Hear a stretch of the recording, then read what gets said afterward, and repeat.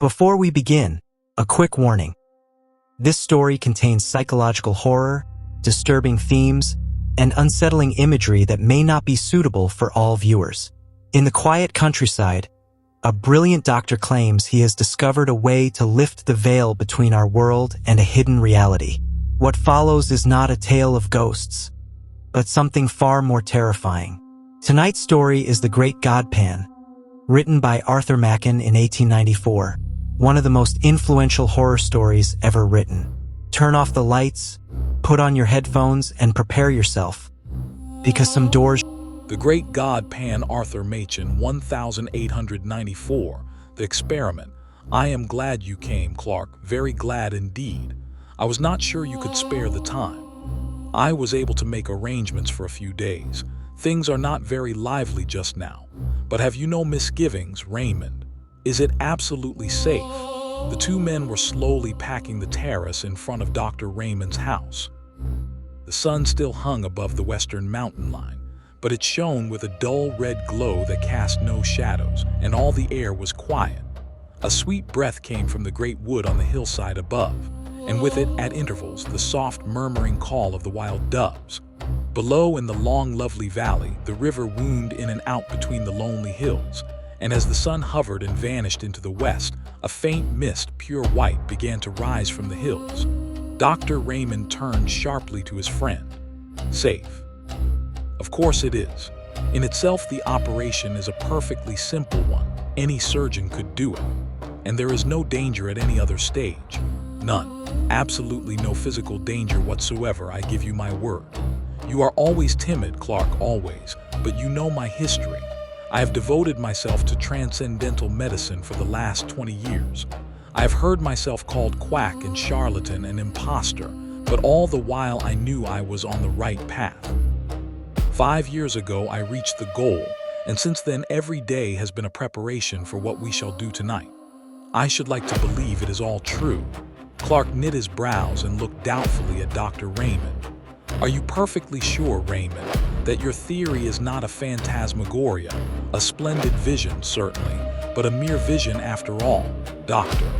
Raymond stopped in his walk and turned sharply. He was a middle-aged man, gaunt and thin, of a pale yellow complexion. But as he answered Clark and faced him, there was a flush on his cheek. Look about you, Clark. You see the mountain and hill following after hill, as wave on wave. You see the woods and orchard, the fields of ripe corn, and the meadows reaching to the reed beds by the river. You see me standing here beside you and hear my voice.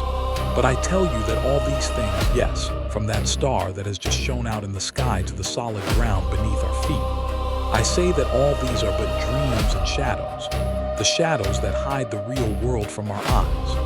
There is a real world, but it is beyond this glamour and this vision. Beyond these chases in heiress, dreams in a career, beyond them all is beyond a veil. I do not know whether any human being has ever lifted that veil, but I do know, Clark, that you and I shall see it lifted this very night from before another's eyes. You may think this all strange nonsense. It may be strange, but it is true, and the ancients knew what lifting the veil means. They called it seeing the god Pan. Clark shivered.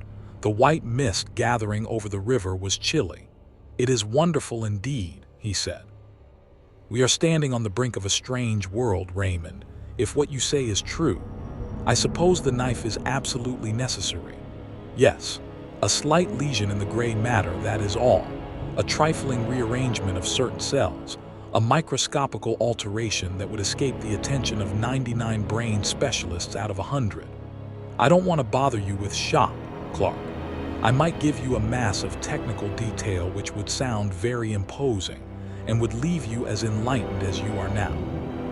But I suppose you have read, casually, in out-of-the-way corners of your paper, that immense strides have been made recently in the physiology of the brain. I saw a paragraph the other day about Digby's theory and Brown Faber's discoveries. Theories and discoveries. Where they are standing now, I stood 15 years ago. And I need not tell you that I have not been standing still for the last 15 years. It will be enough if I say that 5 years ago, I made the discovery that I alluded to when I said that 10 years ago I reached the goal. After years of labor, after years of toiling and groping in the dark, after days and nights of disappointments and sometimes of despair, in which I used now and then to tremble and grow cold with the thought that perhaps there were others seeking for what I sought at last, after so long, a pang of sudden joy thrilled my soul, and I knew the long journey was at an end.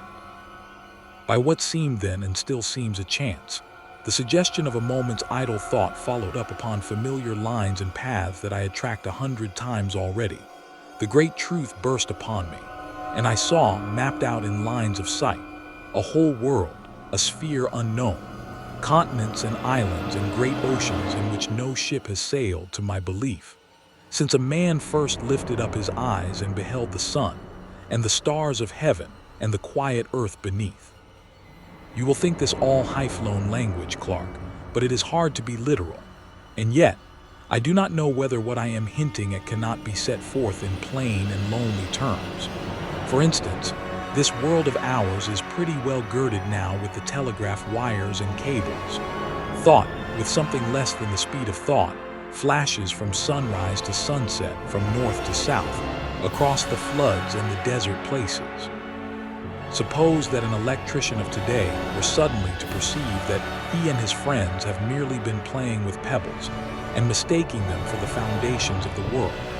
Suppose that such a man saw uttermost space lie open before the current, and words of men flash forth to the sun, and beyond the sun into the systems beyond, and the voice of articulate speaking men echo in the waste void that bounds our thought. As analogies go, that is a pretty good analogy of what I have done. You can understand now a little of what I felt as I stood here one evening. It was a summer evening, and the valley looked much as it does now. I stood here and saw before me the unutterable, the unthinkable gulf that yawns profound between two worlds, the world of matter and the world of spirit. I saw the great empty deep stretch dim before me, and in that instant a bridge of light leapt from the earth to the unknown shore, and the abyss was spanned. You may look in Brown Faber's book if you like, and you will find that to the present day men of science are unable to account for the presence, or to specify the functions of a certain group of nerve cells in the brain. That group is, as it were, land to let, a mere waste place for fanciful theories. I am not in the position of Brown Faber and the specialists. I am perfectly instructed as to the possible functions of those nerve centers in the scheme of things.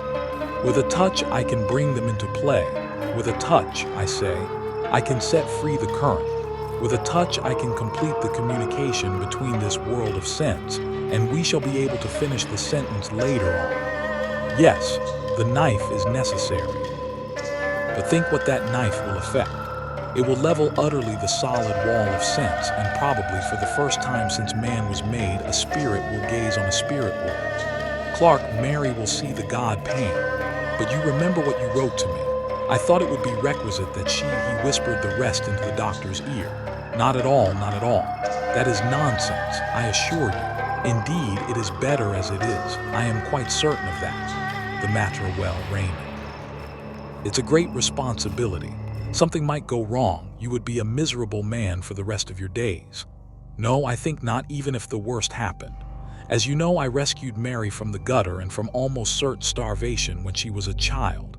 I think her life is mine to use as I see fit. Come, it's getting late. We had better go in. Raymond led the way into the house, through the hall and down a long, dark passage. He took a key from his pocket and opened a heavy door, and motioned Clark into his laboratory. It had once been a billiard room, and was lighted by a glass dome in the center of the ceiling, whence there still shone a sad gray light on the figure of the doctor as he lit a lamp with a heavy shade and placed it on a table in the middle of the room. Clark looked about him. Scarcely a foot of wall remained bare. There were shelves all around laden with bottles and phials of all shapes and colors, and at one end stood a little Chippendale bookcase. Raymond pointed to this. You see that parchment Oswald Crolius. He was one of the first to show me the way, though I don't think he ever found it himself. That is a strange saying of his. In every grain of wheat there lies hidden the soul of a star. Was not much furniture in the laboratory. The table in the center, a stone slab with a drain in one corner, the two armchairs on which Raymond and Clark were sitting. That was all except an odd-looking chair at the furthest end of the room. Clark looked at it and raised his eyebrows. "Yes, that is the chair," said Raymond. "We may as well place it in position." He got up and wheeled the chair to the light and began raising and lowering it, letting down the seat, setting the back at various angles and adjusting the footrest. It looked comfortable enough, and Clark passed his hand over the soft green velvet as the doctor manipulated the levers. "Now, Clark, make yourself quite comfortable. I have a couple hours' work before me. I was obliged to leave certain matters to the last." Went to the stone slab, and Clark watched him drearily as he bent over a row of files and lit the flame under the crucible. The doctor had a small hand lamp, shaded as the larger one, on a ledge above his apparatus, and Clark, who sat in the shadows, looked down at the great shadowy room, wondering at the bizarre effects of brilliant light and undefined darkness contrasting with one another. Soon he became conscious of an odd odor, at first the merest suggestion of odor, in the room, and as it grew more decided, he felt surprised that he was not reminded of the chemist's shop or the surgery. Clark found himself idly endeavoring to analyze the sensation, and half-conscious, he began to think of a day, 15 years ago, that he had spent roaming through the woods and meadows near his own home. It was a burning day at the beginning of August. The heat had dimmed the outlines of all things and all distances with a faint mist, and people who observed the thermometer spoke of an abnormal register, of a temperature that was almost tropical. Strangely, that wonderful hot day of the 50s rose up again in Clark's imagination. The sense of dazzling, all-pervading sunlight seemed to blot out the shadows and the lights of the laboratory, and he felt again the heated air beating in gusts about his face, saw the shimmer rising from the turf, and heard the myriad murmur of the summer. "I hope the smell doesn't annoy you, Clark. There's nothing unwholesome about it. It may make you a bit sleepy, that's all." Clark heard the words quite distinctly, and knew that Raymond was speaking to him. But for the life of him, he could not rouse himself from his lethargy. He could only think of the lonely walk he had taken 15 years ago. It was his last look at the fields and woods he had known since he was a child, and now it all stood out in brilliant light as a picture before him. Above all, there came to his nostrils the scent of summer, the smell of flowers mingled, and the odor of the woods, of cool shaded places, deep in the green depths, drawn forth by the sun's heat, and the scent of the good earth, lying as it were with arms stretched forth and smiling lips, overpowered all. His fancies made him wander, as he had wandered long ago, from the fields into the wood, tracking a little path between the shining undergrowth of beech trees, and the trickle of water dropping from the limestone rock sounded as a clear melody in the dream. Thoughts began to go astray and to mingle with other thoughts. The beech alley was transformed to a path between ilex trees, and here and there a vine climbed from bough to bough and sent up waving tendrils and drooped with purple grapes, and the sparse gray-green leaves of a wild olive tree stood out against the dark shadows of the ilex. Clark, in the deep folds of dream, was conscious that the path from his father's house had led him into an undiscovered country, and he was wondering at the strangeness of it all, when suddenly, in place of the hum and murmur of the summer, an infinite silence seemed to fall on all things, and the wood was hushed, and for a moment in time he stood face to face there with a presence that was neither man nor beast, neither the living nor the dead, but all things mingled. The form of all things but devoid of all form, and in that moment the sacrament of body and soul was dissolved, and a voice seemed to cry, "Let us go hence." And then the darkness of darkness beyond the stars, the darkness of everlasting. When Clark woke up with a start, he saw Raymond pouring a few drops of some oily fluid into a green phial, which he stoppered tightly. "You have been dozing," he said. "The journey must have tired you out. It is done now. I am going to fetch Mary. I shall be back in 10 minutes." Clark lay back in his chair and wondered. It seemed as if he had but passed from one dream into another. He half expected to see the walls of the laboratory melt and disappear, and to awake in London, shuddering at his own sleeping fancies. But at last the door opened, and the doctor returned, and behind him came a girl of about 17, dressed all in white. She was so beautiful that Clark did not wonder at what the doctor had written to him. She was blushing now over face and neck and arms, but Raymond seemed unmoved. "Mary," he said, "the time has come. You are quite free. Are you willing to trust yourself to me entirely?" "Yes, dear." "Do you hear that, Clark? You are my witness. Here is the chair, Mary. It is quite easy. Just sit and lean back. Are you ready?" "Yes, dear, quite ready." "Give me a kiss before you begin." The doctor stooped and kissed her mouth kindly enough. "Now shut your eyes," he said. The girl closed her eyelids as if she were tired and longed for sleep, and Raymond placed the green phial to her nostrils. Her face grew white, whiter than her dress. She struggled faintly, and then with a feeling of submission strong within her, crossed her arms upon her breast as if a child about to say her prayers. The bright light of the lamp fell full upon her, and Clark watched changes fleeting over her face as the changes of the hills when the summer clouds float across the sun. And then she lay all white and still, and the doctor turned up one of her eyelids. She was quite unconscious. Raymond pressed pause on the arms, and the chair instantly sank back. Clark saw him clearly in a circle like a touch upon her hair, and the lamp was moving nearer. Raymond took a small glittering instrument from a little case, and Clark turned away shuddering. When he looked again, the doctor was binding up the wound he had made. "She will awake in 5 minutes." Raymond was still perfectly cool. "There is nothing more to be done. We can only wait." The minutes passed slowly. They could hear a slow, heavy ticking. There was an old clock in the passage. Clark felt sick and faint. His knees shook beneath him. He could hardly stand. Suddenly, as they watched, they heard a long-drawn sigh, and suddenly did the color that had vanished return to the girl's cheeks, and suddenly her eyes opened. Clark quailed before them. They shone with an awful light, looking far away, and a great wonder fell upon her face, and her hand stretched out as if to touch what was invisible. But in an instant the wonder faded and gave place to the most awful terror. The muscles of her face were hideously convulsed. She shook from head to foot. The soul seemed struggling and shuddering within the house of flesh. It was a horrible sight, and Clark rushed forward, as she fell shrieking to the floor. 3 days later, Raymond took Clark to Mary's bedside.